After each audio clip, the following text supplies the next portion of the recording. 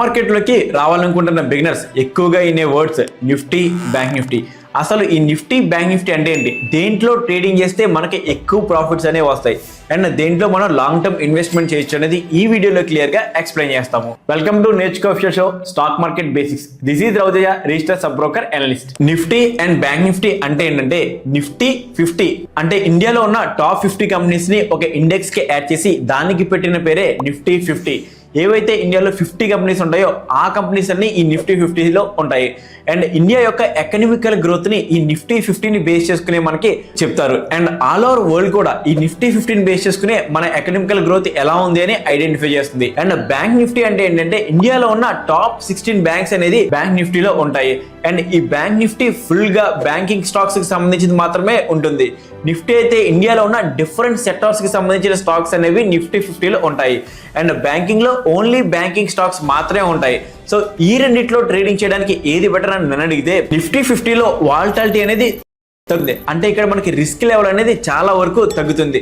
Bank నిఫ్టీలో volatility అనేది చాలా వరకు ఎక్కువ ఉంటుంది. సో అక్కడ రిస్క్ లెవెల్ అనేది ఎక్కువ ఉంటుంది. నిఫ్టీ 50లో మనకి చాలా సెక్టార్స్ సంబంధించిన కంపెనీస్ ఉంటాయి కాబట్టి ఇక్కడ మనకి మార్కెట్ లో కొన్ని కంపెనీస్ ఫాలో అయితే కొన్ని కంపెనీస్ అనేవి రేస్ అవుతూ ఉంటాయి. సో అలా ఇది బ్యాలెన్స్డ్ గా వెళ్తూ ఉంటుంది. బట్ బ్యాంక్ నిఫ్టీలో ఓన్లీ బ్యాంకింగ్ సెక్టార్కి సంబంధించిన స్టాక్స్ మాత్రమే ఉంటాయి కాబట్టి సో బ్యాంకింగ్ సెక్టార్కి సంబంధించి ఎలాంటి న్యూస్ అయినా కంప్లీట్ బ్యాంక్ నిఫ్టీ అనేది ఎఫెక్ట్ అవుతుంది. సో ఇలా కంపేర్ చేసుకున్నా కానీ బ్యాంక్ నిఫ్టీ కంటే నిఫ్టీ ఇన్వెస్ట్మెంట్ అనేది బెటర్ అవుతుంది. అండ్ ట్రేడింగ్ చేయడానికి బెటర్ వచ్చేసరికి నిఫ్టీ, ఎందుకంటే వాలటాలిటీ అనేది తక్కువ ఉంటుంది. బట్ ఎవరైతే ఆప్షన్ సెల్లర్స్ ఉంటారో వాళ్ళకి బ్యాంక్ నిఫ్టీ అనేది బెటర్ అవుతుంది. ఎందుకంటే వాలటాలిటీ అనేది ఎక్కువ ఉండడం వల్ల అక్కడ ఐవీ లెవెల్ అనేది ఎక్కువ ఉంటుంది. సో అక్కడ ప్రీమియం కూడా చాలా వరకు ఎక్కువ ఉంటుంది. సో ఎవరైతే ఆప్షన్ సెల్లర్స్ ఉన్నారో వాళ్ళకి ఎంత ఎక్కువ ప్రీమియం ఉంటే అంత ఎక్కువ ప్రాఫిట్స్ మీరు గెయిన్ చేయగలుగుతారు. సో ఆప్షన్ సెల్లర్స్ ఎవరైనా ఉంటే మీరు బ్యాంక్ నిఫ్టీలో చేయొచ్చు.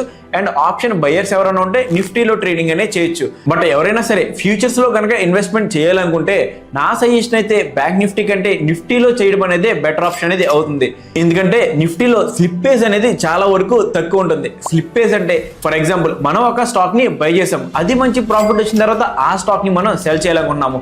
అలా సెల్ చేయాలంటే ఆపోజిట్ లో బయర్ అనేవాళ్ళు ఖచ్చితంగా ఉండాలి. సో అలా బయర్స్ అనేవాళ్ళు నిఫ్టీ 50లో ఎక్కువగా ఉంటారు, బ్యాంక్ నిఫ్టీలో కొంచెం తక్కువగా ఉంటారు. సో అలా స్లిప్పేజ్ విషయంలో కూడా మనం కంపేర్ చేసుకుంటే బ్యాంక్ నిఫ్టీ కంటే నిఫ్టీలోనే బెటర్ ఆప్షన్ అనేది అవుతుంది. ఈ వీడియో మీకు నచ్చినట్లయితే ఈ వీడియోకి ఒక లైక్ చేయండి, షేర్ చేయండి. అండ్ ఫర్దర్ గా మీకు ఏ కంటెంట్ కావాలనేది కింద కామెంట్ సెక్షన్ లో కామెంట్ చేయండి. మీరు ఏదైతే కామెంట్ చేస్తారో అదే కంటెంట్ ని ఫర్దర్ వీడియోస్ లో తీసుకొస్తాము. And see you in the next video.